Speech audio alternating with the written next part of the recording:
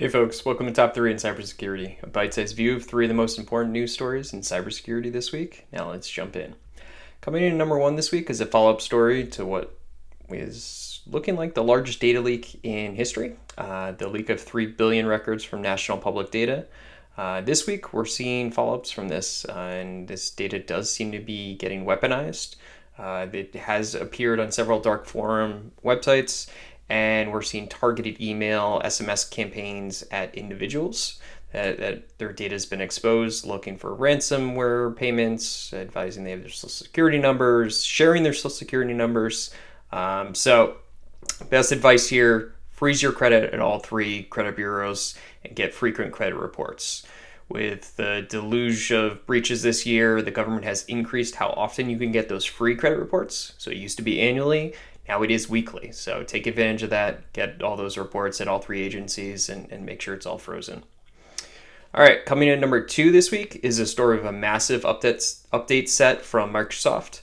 On Tuesday, Microsoft released over 90 security patches, which most importantly has 6 critical 0 days in it.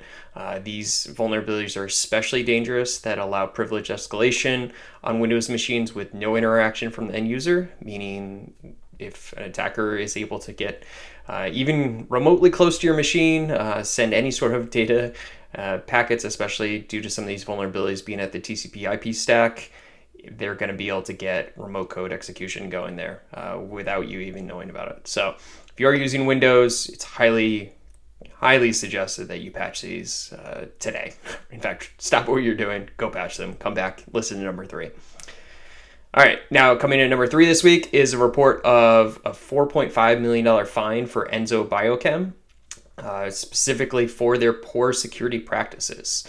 After the breach of 2.4 million Enzo customers last year, investigations by New York State Attorney's Office found highly negligent security practices.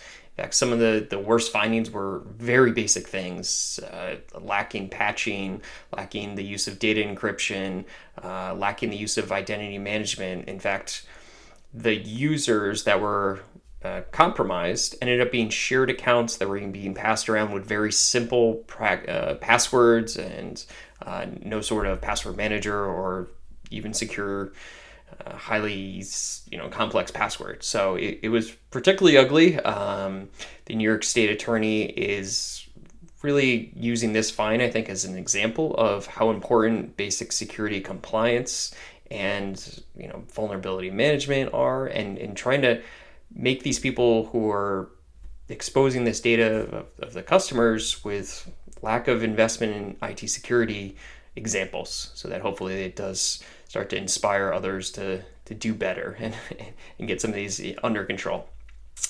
All right, so that's it for this week. I hope everyone's enjoyed this bite-sized view of cybersecurity news, and I'll catch everyone next week.